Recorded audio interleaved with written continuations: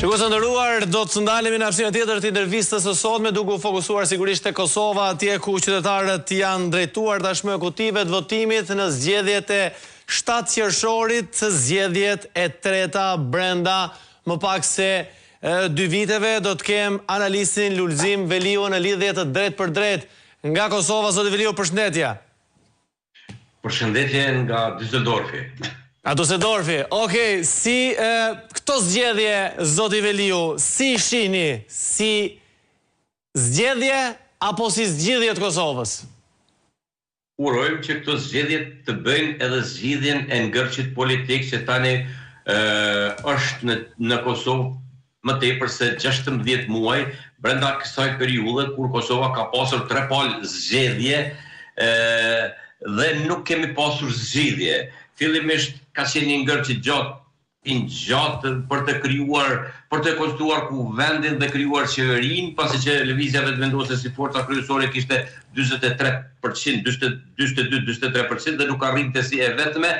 mirë po kishte këmbgulur që të mos shkonte në asnjë koalicion. Në zgjedhjet e vitit të kaluar për 28 dhjetorin arriti të kaloj 50% dhe me 51% krijoi qeverinë. Mirë po, ishte presidenti. Derisa erdhi momenti për zgjedhjen e presidentit dhe ku nuk u arrit një konsenzus mes forcave politike të Kosovës, nuk u arrit një marrëveshje për të zgjedhur një president konsensual, që ndoshta do të ishte zgjedhja më e mirë dhe pikërisht është mos zgjedhja e presidentit që e çon Kosovën sërish në zgjedhje për herë të tretë brenda 16 muajsh dhe urojmë që këto zgjedhje të jetë edhe fundi i këtij ngërçi, fundi këtyre problematika, pasi se të gjitha këto po sillen vetëm të lashe për qytetarët, por edhe për Republikën e Kosovës në të gjitha aspektet, duke filluar nga aspekti ekonomik, për të vazhduar edhe në aspektin politik e diplomatik, ku Kosova ka ngecur shumë brapa nga të gjitha vendet dhe sipas disa raportimeve që i kemi parë nga Bashkimi Evropian, por edhe nga komisionet e ndryshme, Kosova është vendi i dytë më i varfër në Evropë. Pra, dhe në ato raporte as që bëhet fjalë se Kosova do të vazhdojë rrugtimin e saj drejt Bashkimit Evropian, pasi që nuk ka kryer obligimet e saj ligjore, por edhe ato që kërkohen nga Bashkimi Evropian, pasi që ne e dim shumë mirë se para më pak se 2 vite, afërsisht 2 vite ka qenë e ndarje shumë e mjetësh për vendet që pretendojnë të jenë pjesë e Bashkimit Evropian, bëhet fjalë për 6 vende të Ballkanit Perëndimor, mjetet për të cilat kërkohen edhe kushte për t'i akorduar, për t'i marrur ato mjete dhe Kosova në këtë drejtim nuk ka bërë asgjë dhe pjesën e parë të tyre po e humb, pasi që afati për t'i marrur ato mjete ka qenë fundi i qershorit dhe ne tani nuk kemi parlament, nuk kemi institucione të cilat do të mund të bënin dhe në qoftë se deri në fund të vitit nuk do të arriten të miratohen disa ligje që kërkohen nga Bashkimi Evropian, do të humbet edhe pjesa e dytë e atyre mjeteve dhe kështu nga i gjithë ky proces po del që Kosova të mbetet duar thot. Përveç se kemi krizë politike, Veliu, flasim që janë edhe pasojë në krizë ekonomike. Humbje ekonomike. Me patjetër, Kosova është përballur vazhdimisht me krizat ekonomike. Mos harrojmë, Kosova ka qenë në sanksione deri para pak muajsh, pra dhe sanksionet e cilat kanë përcjellur edhe problematika të tjera. Mirë po nuk janë vetëm këta faktorë që sillin krizat ekonomike në Kosovë. Kemi një qeveri që tani po i bën 6 vite dhe investimet e tyre kapitale në Kosovë për mos thënë zero kanë qenë fare minimale, çka e ka vështirësuar jetën e qytetarëve, e ka vështirësuar edhe aktivitetin ekonomik të kompanive vendore, pasi që nuk ka qarkullim të lekut në Kosovë dhe gjithçka është e bllokuar. Veliu, përmendet 42-43% të votave që të mbështetës që mori në shkurt kurti, duke mos i formuar i vetëm qeverinë dhe nuk zgjodhen fakt që të shkonte në koalicion, por shkoi në të tjera zgjedhje në dhjetor ku e kaloi 50%, por ngërçi ishte pikërisht konsensusi për presidentin. Urojmë një zgjidhje, that pak më parë në fjalën tuaj, kur thoni një zgjidhje pas këtyre zgjedhjeve të sotme,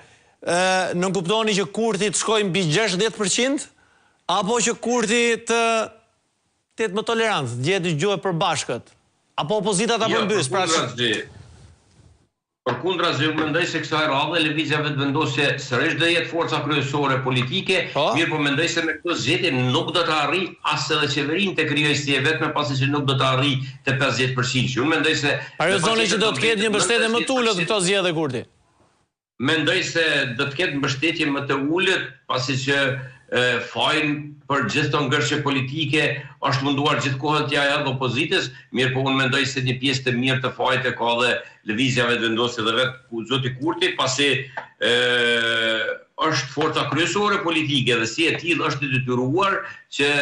të punojë dhe të veprojë në mënyrë që të arrihet shumica. Dhe në këtë mënyrë mendoj se do mbetet në më pak se 50% dhe do të jetë e detyruar për një koalicion.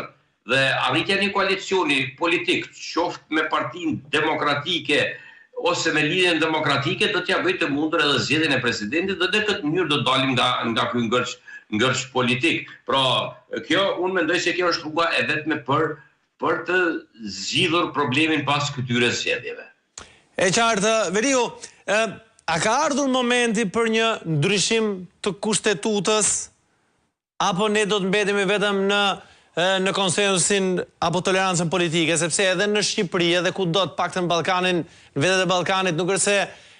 kur flasim për konsensus politik mbajmë numrin 1. Pra, mbasi duhet Kosova që të ketë një rishikim të kushtetutës për të mos e futur politikën vendin në krizat një pas njëshme zgjedhore. Kjo sigurisht mund të rrisë forcën e përqendrimit të pushtetit në një dorë, por Kushtetuta e Republikës së Kosovës, si akti më i lartë juridik, e lë mundësinë si çdo kushtetutë tjetër për të bërë ndryshime dhe për të avancuar. Mirë po për dallim nga kushtetutat e vendeve të tjera, ndryshimet në kushtetutën e Kosovës janë pak më të zorshme dhe më të vështira se po e zëm në Shqipëri për shembull. Pasi që për ndryshimet kushtetuese në Republikën e Kosovës, përveç shumicës 2/3 që i kërkon nga deputetët shqiptar, kërkohet edhe një shumicë e minoritete, por veçanërisht e minoritetit serb. Pra, pa 2/3 e shumicës serbe është thuajse e pamundur ndryshimet kushtetuese. Unë mendoj se ndryshime kushtetuese mund të bëhen dhe duhet të bëhen, ka shumë gjëra ku shihen hapësira apo mundësi keqpërdorimi edhe keq interpretimit që janë bërë në vazhdimsi dhe jo rastësisht në Kosovë kemi pasur aq shumë ndërhyrje përmes gjykatës kushtetuese për shkak të thyrjes së kushtetues qoftë nga presidentet apo ish presidentet deri te edhe te deputetët dhe ndoshta do të ishte para se gjithash në këto momente të cilat zindet Kosova dhe në ngërshjen e të cilit unë mendoj se gjëja më e mirë që duhet bërë është arritja një zgjidhje të problemit për të kaluar këtë, për të krijuar një qeveri që do të merr një mandat të plot 4 vjeçar, e brenda atij 4 vjeçarit të hapet një diskutim edhe për ndryshimet e nevojshme kushtetuese, duke u përfshirë të gjithë elementet apo të gjithë ata që do të jenë të prekur drejt për drejt nga kushtetuta. Pra në këtë rast po flasim edhe për minoritetet e tjera që jetojnë në Kosovë. Mirë po, e para unë mendoj që është zgjidhja e problemit apo e ngërçit politik që është në Kosovë tani e sapo. Veliu, Vjosa Osmani mund të sjellë një LDK më të madhe numerikisht nga zgjedhjet parlamentare të ditës sotme? Që kemi nduaj? Vjosa Osmani ishte një herë LDK. Iku nga LDK-ja për të bërë presidente dhe në momentin që e kuptoi se nuk ka vot nga lëvizja vetëvendosje për të bërë presidente, rikthehet sërish te Lidhja Demokratike e Kosovës. Gjithçka që do të thënim rreth kësaj manovre politike do të ishte tepërt. Kjo tregon gjithë atë moralin politik, e tregon atë parimet politike të njerëzve që sot drejtojnë në forcat tona politike, dhe unë mendoj se në fund të ditës Vjosa Osmani atë pozitën e presidentit shumë të dëshiruar nuk do të arrijë pas këtyre zgjedhjeve, do të del e dëshpëruar edhe nga numri i votave që do marrë dhe nuk do të jetë as për së afërmi me ata numra që kishte në zgjedhjet e fundit kur ajo mori pjesë. Pra është një taktik që nuk do ta favorizojë, po thoni. Një lëvizje politike. Unë mendoj se kjo nuk është taktik politike, po është një amoralitet politik. E kuptojmë. Edhe diçka të fundit, Veliu, rreziku serb, kriza institucionale vazhdueshme e Kosovës, sepse ju folët pak më parë për qoftë për krizën politike, por po ashtu edhe për pasojat që krijohen edhe në ekonomi. Por do t'ju pyes pak që për pasojat që lidhen me faktorin ndërkombëtar, sa e dëmtojnë këto Kosovën? Mos krijimi institucioneve të herpashershme, zgjedhjet gjithmonë, pra dialogu nga ana tjetër që ka mbetur pezull me Serbinë. Unë mendoj se këto ngërçet politike dhe mos funksionimi institucioneve të një vendi gjithmonë sjellin problematika, e sidomos në rastet kur ato përsëriten dhe ripërsëriten, si tani në Kosovë që sa kohë. Pra ngërçi politik ka bërë që edhe dialogu në mes të dy vendeve, dhe pse njëra nga gjërat e fundit që është arritur është bërë një marrëveshje në Bruksel dhe aneksin e orit, për të cilin të dyja palët në parim janë pajtuar, dhe ata tani më është dashur t'i futën punës si Kosova ashtu dhe Serbia për realizimin e asaj marrëveshje, pasi që është një marrëveshje ndërkombëtare dhe si e tillë nuk kanë mundësi të ikën asnjëra as pala tjetër. Mirë, po tani kemi më tepër se 2 vite dhe nuk kemi dialog në mes të dy vendeve, as nuk kemi takim të liderëve kryesor, pra presidentit serb dhe kryeministrit të Kosovës. Dhe me një gjë të tillë në fakt janë të pakënaqur edhe faktorin ndërkombëtar, sepse ata kanë qenë të interesuar që në çdo mënyrë problematikat e vogla apo po flasim të vogla në krahazim me luftrat që janë duke zhvilluar si në Ukrainë apo në lindjen e mesme atje, të evitohen në mënyrë që të mos kemi eskalim të situatës, dhe për këtë gjë ka qenë shumë aktive dhe Shtetet e Bashkuara të Amerikës dhe kanë dashur që në çdo mënyrë të përmbyllet ky proces i dialogimit, për çka të dyja palët, pra si Kosova ashtu dhe Serbia i kanë bërë veprimet e tyre për të mos u arritur deri te një marrëveshje. Ndërsa sa i përket çështjes së Kosovës në aspektin ndërkombëtar, mendoj se kjo periudha 6 vjeçare e qeverisjes së zotit Kurtit, lirisht mund të themi se Kosova nuk ka pasur diplomaci. Ka qenë një diplomaci që ka qenë mbyllur për gjatë mandatit 4 vjeçar të zonjës Gërvalla, e mbyllur brenda mureve të ministrisë dhe me emrimin dhe largimin e ambasadorëve e konzujve të ndryshëm në Kosovë, ku në shumë vende edhe sot nuk kemi vetëm ushtrues detyrësh të konzujve apo edhe ambasadorëve, gjë e cila nuk i bë mirë diplomacisë ose e bënte jo funksionale si të tillë. Dhe në këtë mënyrë unë mund të them lirisht se diplomaci nuk ka pasur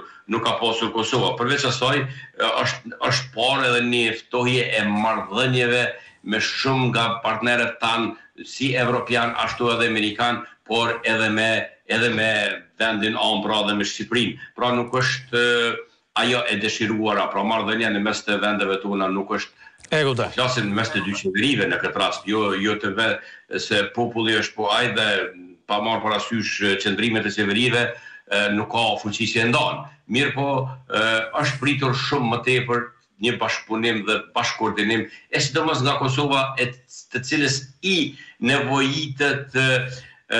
aleat sa më shumë, dhe unë mendoj se në këtë rast e kanë humbur shansin për të shfrytzuar potencialin dhe pozicionin e Shqipërisë dhe të zotit Rama në arenën ndërkombëtare.